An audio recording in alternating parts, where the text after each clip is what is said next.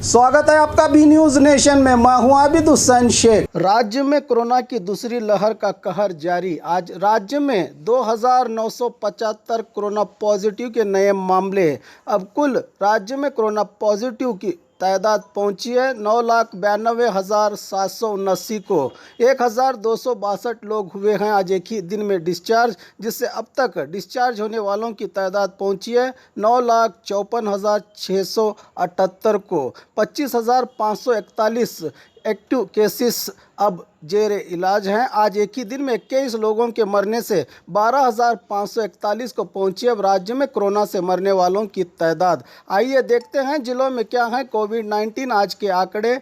बागलकोट में 4, बल्लारी में 48, बेलगाम में 19, बेंगलुरु ग्रामीण में 66, बेंगलुरु सिटी में 1,984, बीदर में 102, चामराजनगर में 3, चिकबल्लापुर में 12, चिकमंगलुरु में 14, चित्रदुर्ग में 19, दक्षिण कन्नड़ में 47, दावणगेरे में 9, धारवाड़ में 24, गदग में 14, हासन में 57, हावेरी में आज कोई पॉजिटिव मामला नहीं आया। गुलबर्गा में 156, कोडगु में 1, कोलार में 21, कोप्पल में 15, मंडिया में 34, मैसूरू में 111, रायचूरू में 12, रामनगर में 13, शिवमोगा में 32, तुमकुरू में 43, उडुपी में 53, उत्तर कन्नड़ में 40, बीजापुर में 15, यादगिरी में 7 कोरोना के पॉजिटिव मामले आज राज्य में सामने आए हैं। बात बीजापुर की, आज 15 कोरोना के नए मामले। कुल अब जिले में पीड़ितों की तादाद पहुंची है 15,036 को। 22 लोग हुए हैं आज एक ही दिन में डिस्चार्ज, जिससे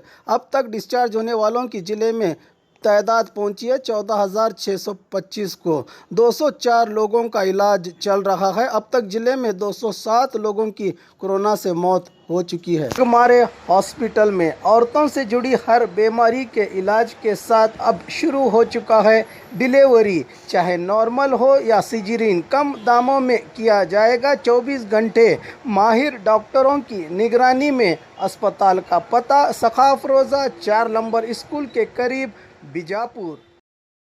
आपके घर की खूबसूरती का साथी A1 ग्रेनाइट एंड मार्बल्स।